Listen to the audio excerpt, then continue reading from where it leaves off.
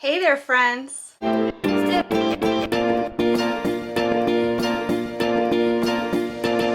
My name is Desiree, aka Momma Friendly, and I'm trying something a little different this year when it comes to our homeschooling. All of the main information is going to be found in the very first video of this series, which I'll link up here in case you've missed it. But the Cliff's Notes version is that I've been homeschooling my son his entire life. He's 9 years old and on the autism spectrum. He has nonverbal autism along with a few other medical diagnoses. My son also has a complete and absolute undying love for all things Disney, much like his mama. So this year I thought it would be fun to give our unit studies a little bit of a Disney twist. So every 2 weeks this year we're going to start a new unit study based on a Disney ride, movie, character, etc. We're going to be doing our academic work around that theme, but also at least one cooking activity and at least one art activity. So in these videos, I want to show you guys some of the things that we do to fit the theme, and I have a Pinterest board pertaining to each of the themes. And so along with every single one of these videos, there's going to be a link in the description box to that particular theme's Pinterest board. So make sure that you check those out because I am only showing you some of the things that we're getting into every week, but the board is going to have more activities and also activities for kids of different ages and different abilities. So with all that being said, let's get into our theme.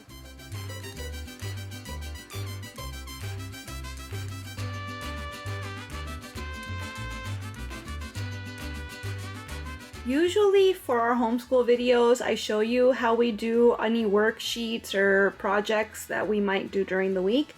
However, for my son's privacy, for our family's privacy, I'm not going to show you how or the during, I guess, of this particular activity, but I think this is such a great thing for all families to do. I think it's such an amazing privilege to be able to look back on your lineage and your heritage.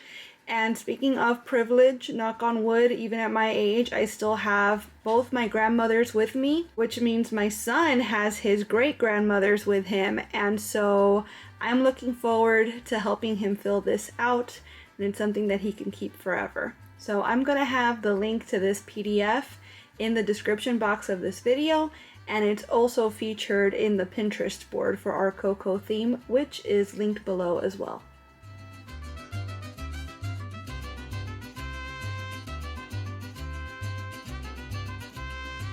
So as always with my themed Disney homeschool videos, I like to show you all where this movie or this character's influence can be found around the world in the Walt Disney resorts and theme park areas. This is Mariachi San Cecilia, and they play at the Mexico Pavilion at Epcot. Since the movie Coco came out, they've been doing a lot of Coco-inspired music from the movie, along with, of course, traditional Mexican mariachi music. It's a beautiful show with incredible music, very talented musicians, so if you've not seen them at the Mexico Pavilion at Epcot, I highly recommend you check them out next time you're in the park. As always, all the videos that I'm featuring in this segment, I link them below in a playlist so that if you want to see them in their entirety, you're more than welcome to do so. This particular video is of Mariachi El Cobre. I've seen them multiple times at Epcot, and now they're doing something called The Story of Coco. So they actually bring out a sort of like a marionette. They have dancers. I'm trying to show you the specific images. So they have dancers here in their traditional Mexican folkloric attire, and they're doing songs from the movie and whatnot. As sort of the grand finale for the show, they bring out a puppeteer with this Coco. I mean, it seems rudimentary to call it a marionette because it's obviously very sophisticated, but this is what street performers in Latin American countries do. And so they have Miguel actually come out and sing a song from the movie. Super, super cool. I mean, the talent of these entertainers is out of this world. There was talk for a while that the Grand Fiesta Tour, which is the ride that's located in the Mexico Pavilion at Epcot, would be closed down and refurbished with a Coco theme. Right now, and as long as I can remember, it's had a Three Caballeros theme. That's still kind of back and forth. As of Right now, it's Tres Caballeros theme, and there's no immediate plans for change, but it's a topic that comes up in the community every once in a while. However, there's a huge Coco exhibit when you first come into the pavilion, and of course, as you walk throughout, there's all sorts of influence felt everywhere. Lots of merchandise, of course. But if you want to get your taste of Coco at the parks, definitely the Mexico Pavilion at Epcot is the place to be. Here's yet another video of the Remember Me exhibit, the Coco themed exhibit when you first walk into the Mexico Pavilion. So I'm gonna have these videos linked in that playlist below as well, so that if you haven't been to the Mexico Pavilion, or if you haven't been in a while, you can see the entire exhibit at your leisure.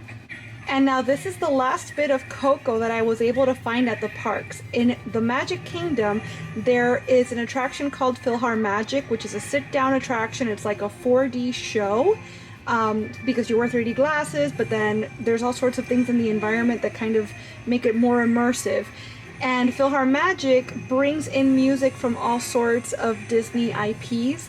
They recently refurbished it and brought it back, including a Coco scene. So this is brand new. It's just started now, I think. I think it's coming out in early November, or it might have just come out. But here's the scene here with Donald Duck kind of leading the way as our host through PhilharMagic. So there's one more place now in the parks that you can experience a little bit of Coco. If I missed anything, let me know in the comments. For our art project this week, we're going to make Miguel's guitar. So I'm using a white gift box. You can get these at the Dollar Tree. We also have a paper towel roll, markers, scissors, some tape. You might need a knife, and I definitely would recommend that a grown-up does any sort of cutting with the knife. I tried to do this with the scissors and it was just kind of a bust. But the idea here is that we're going to make the gift box up because it comes kind of flat, and you want to tape it up to support it so that it stays rectangular, right? So that it stays in its 3D form. Once you've gotten that done, you're going to want to cut a hole in the middle of the box to resemble the hole in the guitar. This is where it's easier probably to do it with a knife. If you can do it with scissors, by all means. And I'm also going to do a little hole on one of the shorter sides of the box. This is where I'm going to put the paper towel roll so that it acts as the neck for our guitar.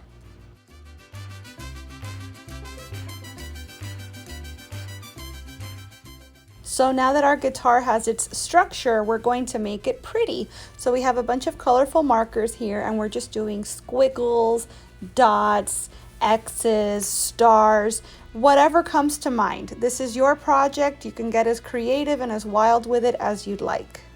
As soon as we finish decorating, we can take our rubber bands and kind of pull them over the long sides of the box so that it covers the hole, and easy peasy, you've made a guitar.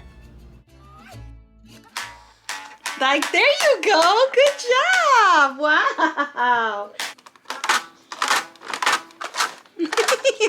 That's so cool. You like it?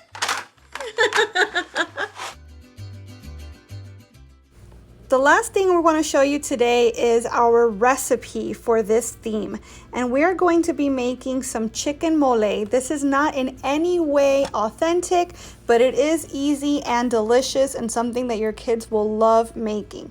So for our ingredients, we need a tablespoon of oil, 1 1/4 pounds of boneless, skinless chicken breasts, and you want these cut into bite-sized pieces, a 1/4 teaspoon of salt, 1/4 teaspoon of black pepper, 3/4 cup of thinly sliced onion. I'm just going to use a whole onion, 2 tablespoons of chopped garlic, a can of tomato sauce, 8 ounces, 3/4 cups of water, 3 tablespoons of mole paste. I have some that I bought here. It's like a simmering sauce that I got at Whole Foods.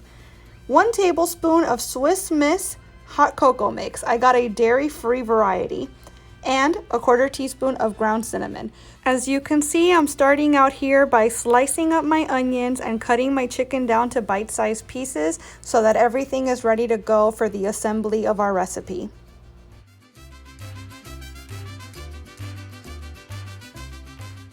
have our oil heating in a large skillet over medium heat, and in the meantime, I'm sprinkling my chicken with salt and pepper. Once the oil becomes hot, I'm going to add the chicken, onion, and garlic to the skillet. You want to cook everything together for 5 minutes or until the chicken is no longer pink, and make sure you stir occasionally so that nothing sticks to the bottom of the pan.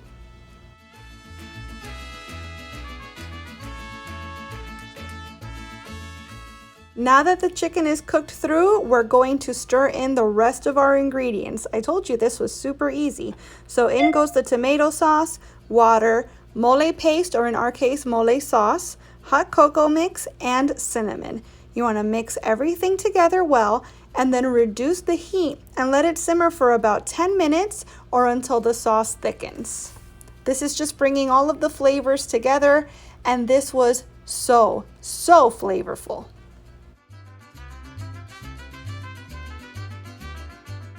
When everything was ready, we just served it alongside some steamed white rice, and this was so delicious. I've always been intimidated to try mole because I was thinking, you know, cinnamon and chocolate, those sorts of sweet flavors with chicken, that can't be good. Let me tell you, this was delicious. Okay friends, that's gonna do it for our Coco homeschool theme. I absolutely love this movie, and I'm not gonna lie, I cry every single time I watch it, but it's just so beautifully made. It's such an incredible message. I'm always happy to sit down and watch it, and I'm glad I got to share it with my kiddo. Our art activity was a lot of fun. You know, we got to mix art and music together, which is always great. And that recipe was delicious. I've actually made it twice this week. It was so good. Highly recommend. Probably not authentic in the slightest, but it's an accessible way to get these flavors at home, and just overall a really tasty dish. Now remember, I have the Pinterest board for Coco linked in the description box below. And even though we're done with the theme for now, because we might revisit it in the future, anytime that I come across an activity, a recipe, an art project that has to do with the theme, I do add it to the boards. So the boards are constantly changing and evolving for all of the themes that we've already covered. And I try my best to make sure to include activities that are suitable for kiddos of all ages and all abilities. If you decide that you're going to do any of the Coco activities with your own kiddos, I would love to hear how they work out for you, or you could even take a photo or video and tag me on Instagram and I might share it. I want to thank you so much for watching this video. I really hope that you enjoyed it, and if you did, I hope you'll please give it a big thumbs up. I'd also love it if you would subscribe and click that notification bell, because I post at least 3 times a week and I wouldn't want you to miss a minute. Thanks so much again for watching. Bye!